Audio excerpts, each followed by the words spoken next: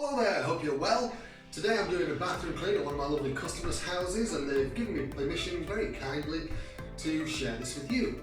And one of the things you'll notice is I will be doing the toilet, won't be using gloves. I'll show you how I do that so that you don't get any contaminants on yourself, and so that it's actually quite hygienic and you don't end up using disposable gloves which end up getting cast away into the environment ultimately.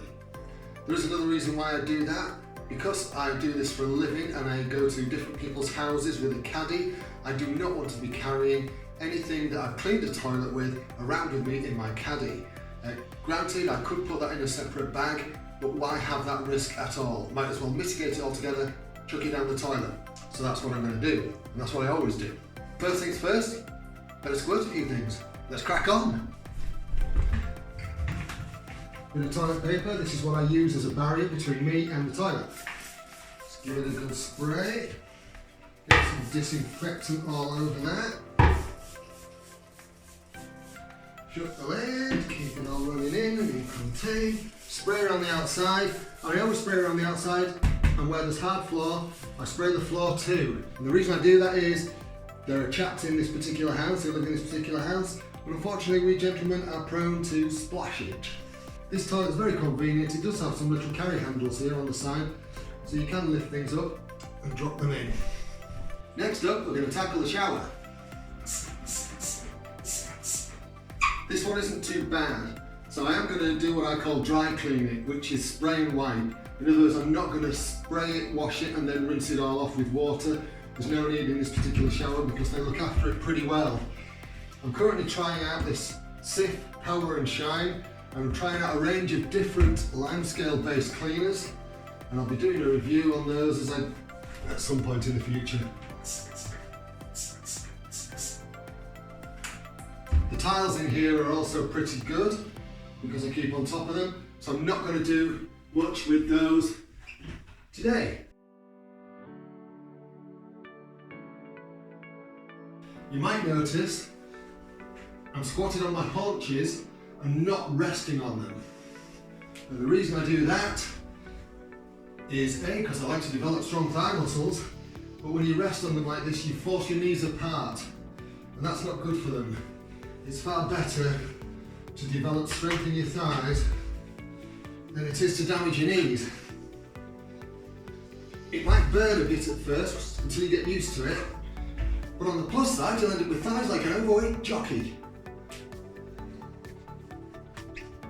I do like to try and get the chrome so it shines. In fact, I have a reputation for that.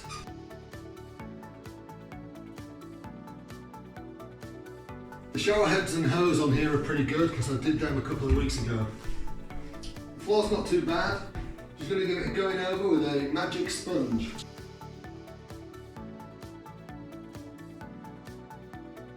The shower drain bits are okay too.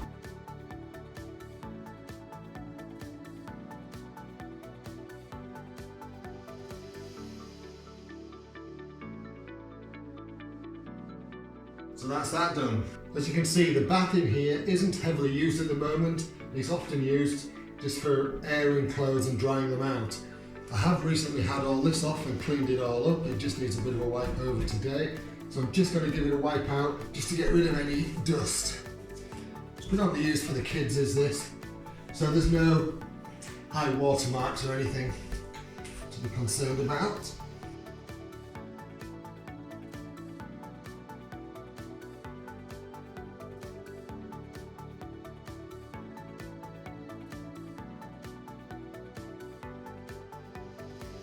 That'll do.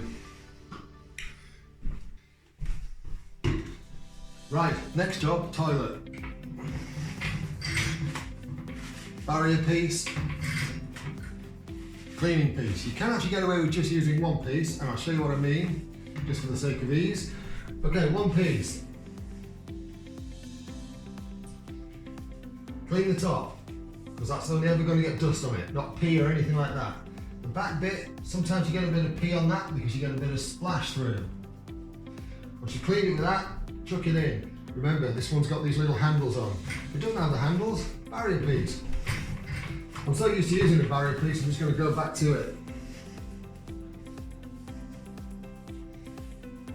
Sometimes you get little bits fall off, don't worry about that.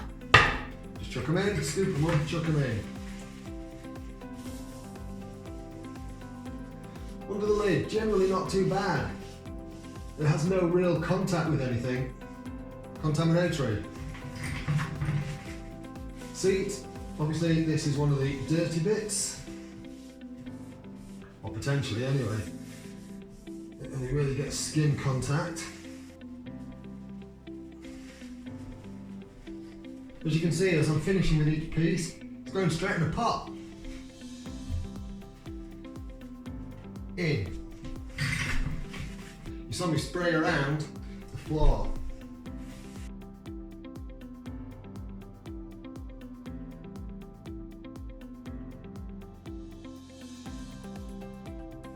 Right, clean the pot. Bottom of the pan, that is, whatever you want to call it. Wipe it round, just get rid of any splashes, spills. In, done.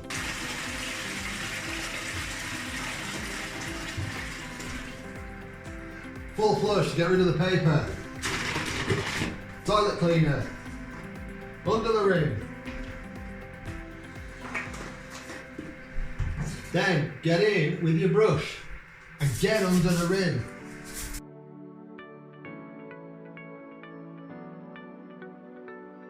So that's all cleaned up. I do like to just put one last little bit in.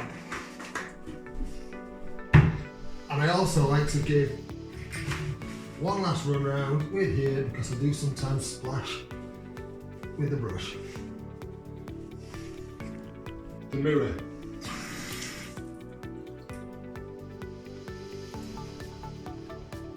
Yes, it is that simple. Water and a microfiber cloth.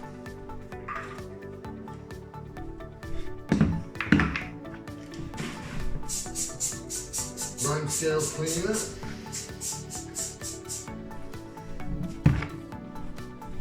Magic sponge.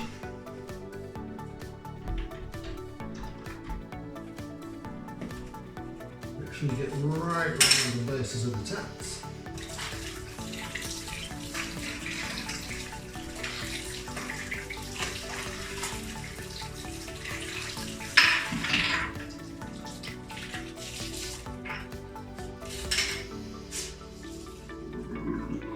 And this is why I don't worry too much about my hands getting contaminated. Apart from the fact that there's negligible or nominal, whichever word you want to use, contact with anything because I use toilet paper as the barrier, my hands are forever under running water and getting rinsed off.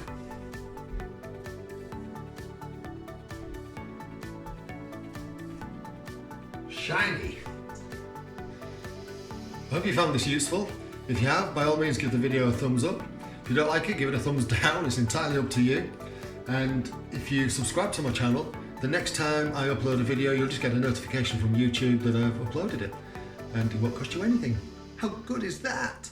Alright, I'll catch you later. Thanks so much for watching. I'll see you soon.